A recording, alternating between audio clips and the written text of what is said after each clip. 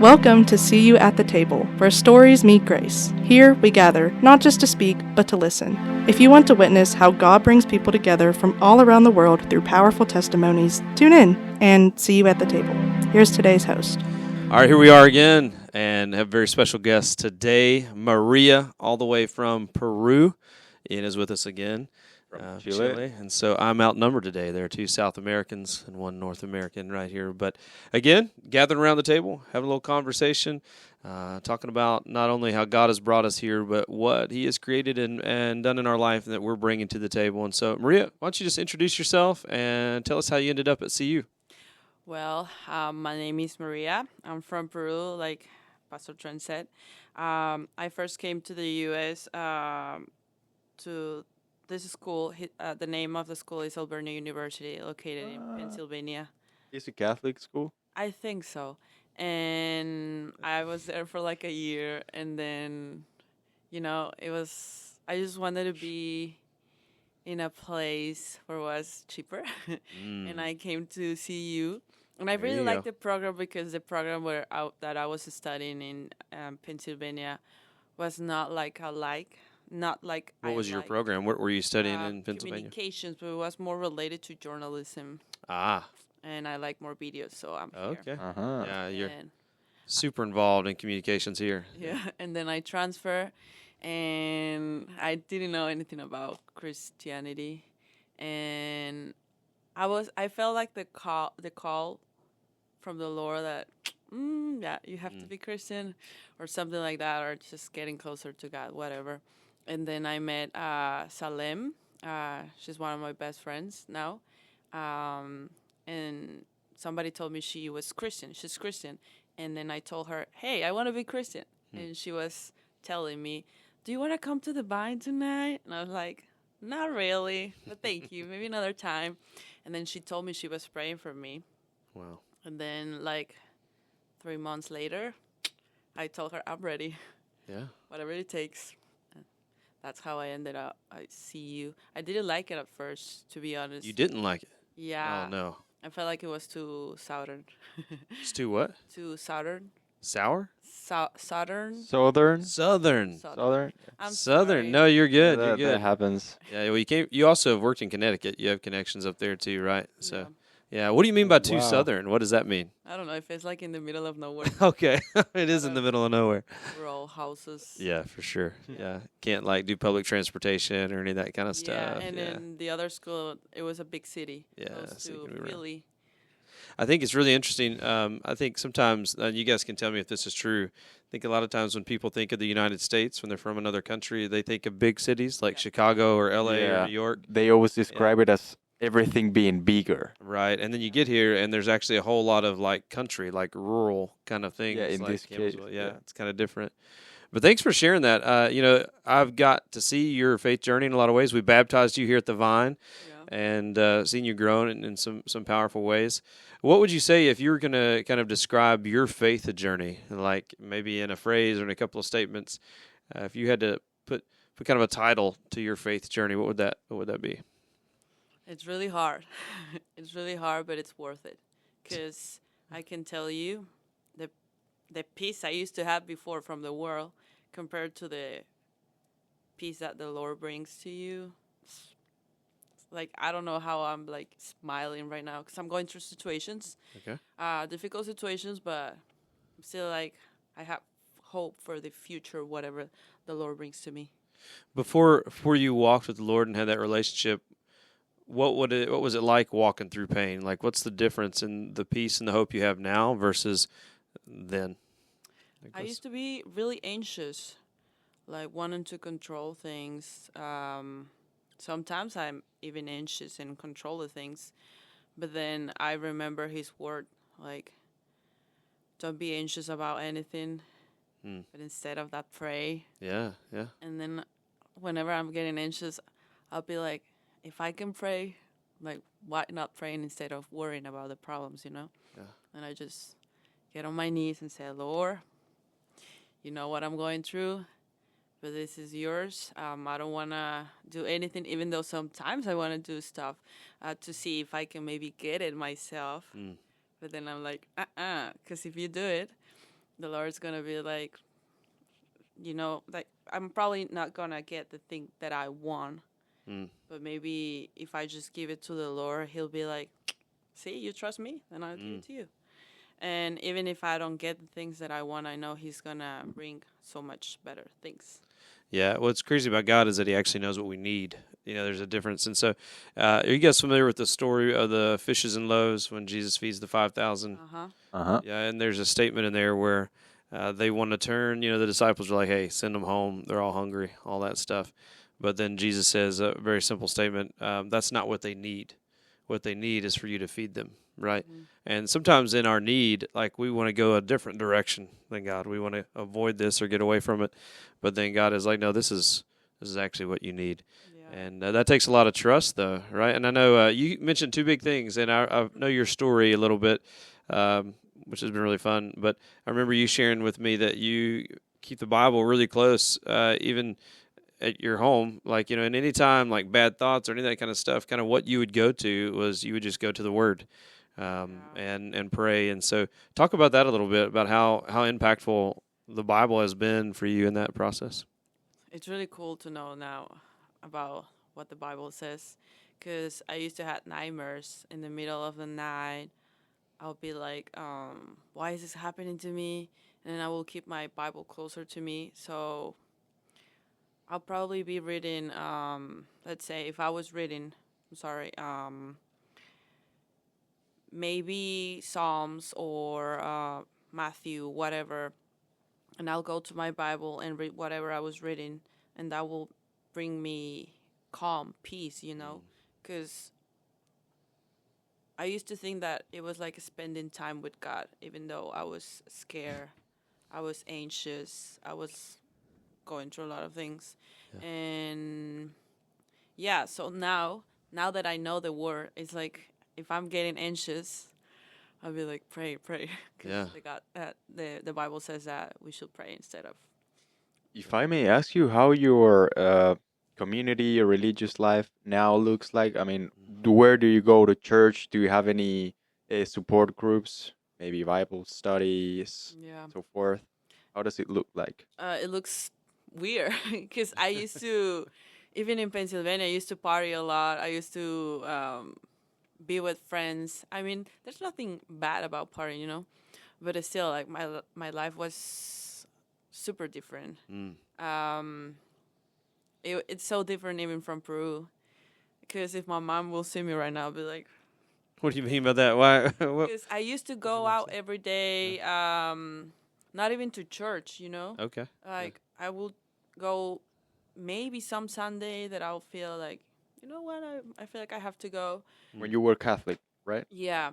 And now I go because I want to, because I want to listen to the Word, I always say that it's not necessary to go to church every Sunday, but it's also good for you because you create community.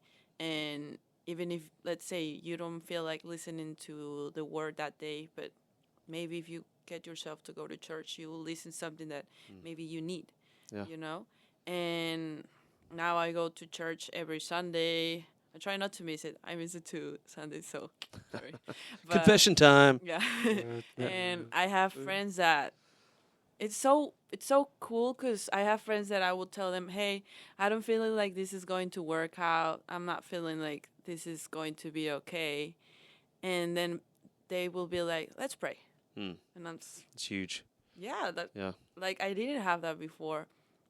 I will just go to YouTube or Google, try to fix my stuff, or like tell friends. But I have a lot of friends that live for their flesh, for the Word, and I'm praying for them. But still, it's nothing compared going to God instead of going to your friends. Wow. Yeah, so you said a lot right there. You talked about community and how community looks different in the church versus kind of what the world has to offer. But you also talked about really communing with God and how nothing can really replace that. But, man, we definitely try to. We try to do it on our own and try to figure it out. In fact, I wonder, you talked about, and I think a lot of people resonate with this, like the idea of having control of things. Mm-hmm. How tough has it been to like let go of that control and trust God instead for you? not really easy, but I will try to imagine the situation, like what if I do this and then I get to this point and then be like that. I'm forcing that, you know? Yeah. I'm forcing that, and I will ask myself, will you feel good forcing things? Like trying to make things happen just because you want to? Mm. And then I'll be like, ooh, no, not really. Yeah. And then I will just remember, I will just go to my Bible. I will ask ChatGPT about That works.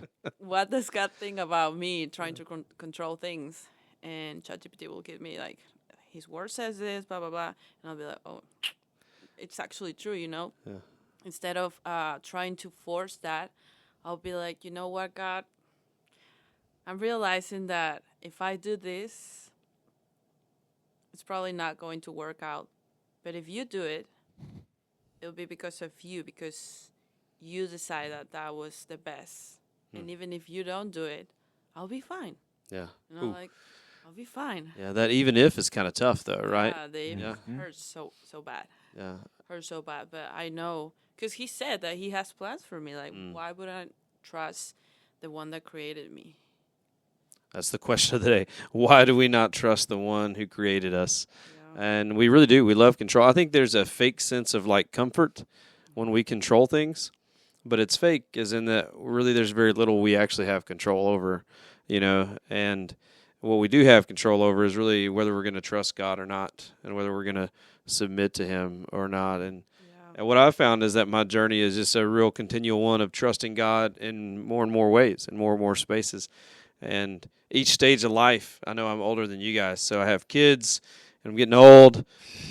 But that each stage, man, challenges me to trust God in a different way. Like, and it's not easy, and it's a challenge. But I think sometimes, I don't know about the cultures you guys grew up in Chile or in Peru, but I know in the U.S. I think that sometimes people try to avoid pain and they try to avoid difficulty, and they'd rather go around something than actually let God take them through it. Does that make sense? And so that's the trusting journey that's kind of tough in that, right? But it's also like, for example, it's not that easy to submit everything to God, you know, like to give him everything. Because one day I'll be like, okay, you know what, whatever you want to do with this, that's okay. And then the next day I'll find myself, but what if I do this, you know what, like it's an everyday thing. You have to do it every day until you feel like it was easy to just give it up to you. Mm-hmm. You were about to say something? I think so, yeah. I think that when it comes to giving everything to the Lord, it's absolutely hard to do that. That's probably one of the hardest things that we have to do, because due to our fallen nature, sin has penetrated in our desires, and so our desires are twisted, always like oriented towards bad things. And that is something that I would say our spiritual journey is about. I mean, every day, as you were saying, trying to give something else to the Lord until at one point we are in complete unity with God's will. That's what I would say probably is more or less the journey. Where do you guys see God doing that right now for you? What is the thing that you find, this is kind of above you guys, like what is it that God's challenging you to trust him with right now? Please, what would you say? Oh, I feel like he's trusting me, which is weird, because I will find myself always asking him, Lord, please change the situation. Lord, please give me this, give me that. And then I was like, what if he's trying to change me and not the situation and not that, you know? Now I ask the Lord, please change me, you know, transform me, whatever you want to do with me, I'll just trust you, and I will go wherever you want me to go, which is hard, you know, because you want to pray for the thing that is happening, for the people that are going through pain. You want to pray for them. Like, you want to pray about everything, you know? But what if you just change me, you know? Like, don't change anything. Like just Yeah. change, which is weird because I didn't have that knowledge before. I used to pray for everything, like Lord, please give me money. Yeah. Lord, please change this person. Man, I don't know if everybody caught that, but you said a really powerful statement. Basically, change me, not the situation, right? And when we are looking to just change things, I think it's because we've made life orbit around us, right? We're me-centric in that. But God, our relationship with God is God-centric. He's at the core of it, and that process is about Him not changing all these things, but Him changing us. Yeah. And man, you summed up like a sermon in a statement right there. That's powerful. What about you, Ian? Where's God challenge you to trust Him? I just wanted to comment on what you just said. I totally agree that probably, God's plan for us is to become saints in heaven. And in order to become that, we have to change ourselves. We have to change. And so probably all these situations that are around us are helping us to be shaped in accordance with His image and likeness. Yeah. So now, what was the question again? So what? So in that process, in that journey, you're growing. Oh yeah. And there's some kind of challenge in front of you right now of how to trust God. What is that challenge for you? Yeah, at times I would say that it is simply trusting in God when I don't know what is going to happen in the future or how things are gonna go afterwards. That's where you are right now. You're trying to figure out what's next. Absolutely. Going to another school. What's work look like? All those things. Absolutely, all those things. That's scary. It's really scary. Yeah. But then I remember one of my favorite Bible verses that I was looking at before starting. What is that? English. Now faith is the substance of things we hope for, the evidence of things we don't see. Which is like whenever I'm trying, like, what if this doesn't work out? But then I remember that I'm having faith for something that I'm not even seeing right now. That's okay. Like, the Lord loves to work behind the scenes when you don't see anything. And then He'll give it to you, and you'll be like, what? How? Yeah. Because you remember the word, we also have to have faith. Even when we don't see anything, and when everything is falling apart, that's what God likes about us. I love it. Not even our good works, faith. But we have to do good works. Man, faith is at the core of that, right? Yeah, and I love how you said that God's always doing something behind the scenes. That I think that frustrates us sometimes because we want to see stuff, but it should also encourage us that there is a God that's working even when we don't see it, and even when we don't know all that's happening. As a dad, I get to do that a lot of times with my kids. There are things that my wife and I are doing for them they never see. Oh, yes. Right? But it's impacting their life and who they are all the time. And it's just a small, little picture, I think, of how God works with us, like the things that He is placing and doing. And at the end of the day, because He loves us, because He actually really loves us. And I think that's one of the hardest things for us to believe sometimes is that God actually really loves us. Yeah. Yeah, I was reading today for my devotional that even though if we do bad things, if you believe in God, He's still going to save you, which is crazy because what do you mean that I hurt somebody, I stole some money, but even if I have faith in you, that I believe in you, you're going to get me to heaven. I was like, do you love me that much?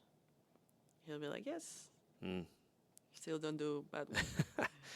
Right, because He transforms us. That love transforms us, right? And that's, when Jesus said, do you guys know the greatest commandment that Jesus tells? Love God with all your heart, soul, mind, and strength. Yeah, and then the second is? To love your neighbor. Yeah, and so, at the core of that formational experience is a journey of loving God that then in turn leads us to love others.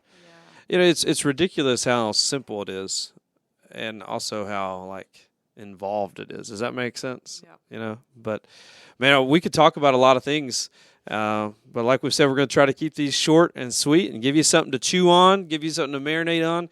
So, Maria, all the way from Peru, Used to live in Pennsylvania, now in Kentucky, in the best place in the world. But it's a good place. Yeah, But- because we actually have the best podcast in the world. Oh, So how absolutely. wouldn't it be? Yeah, Ian is on it. So give us a table tip to close out. Like if there was something you're going to give somebody, something to think about, something to consider. Maybe it has to do with what we've talked about, or maybe it doesn't. But something that God is teaching you that you would give everybody to encourage them today. I feel like right now the Lord is teaching me how to love myself. So I used to love more people than myself, and how can I not love myself if the God Himself created me? So, because when you love yourself, you also love God because He created you, you know? And it's never easy to get closer to God. It's really hard, actually, to have faith when all that you see in the real life is like, how? Like, if this just happened, if they just say this, how? But it's still, like, what the Lord wants from you. He just wants you to have faith in Him, not in the people, not in situations, not in yourself, but in Him, because He loves you that much that He will always give you what you want or even more, but you have to be obedient. You have to follow His rules. You have to follow the Bible. It's really hard. It's painful because you don't want to do all of those things. But it was just like Abraham giving his son. Mm-hmm. He was trusting the Lord, and then, you know. I mean, God's way is better. Yeah. Yeah. He always has a better way to do things. He will teach you. He will shape you. And that is what He's, like, teaching me right now. Like, I'm shaping you in the woman that you have to be. Yeah. So He will teach you, and He will transform you in whatever He wants you to be. Maria, I'm so excited just to see what God's going to continue to do with you and how He's growing you. And so, man, we hope that whoever's listening today is encouraged by that and not afraid to lean into the hard things and trust God with them. But until next time, we'll see you at the table. This podcast is brought to you by Campus Ministry at Campbellsville University, where faith, testimony, and dialogue come together. Stay connected, stay inspired, and we'll see you at the table next time.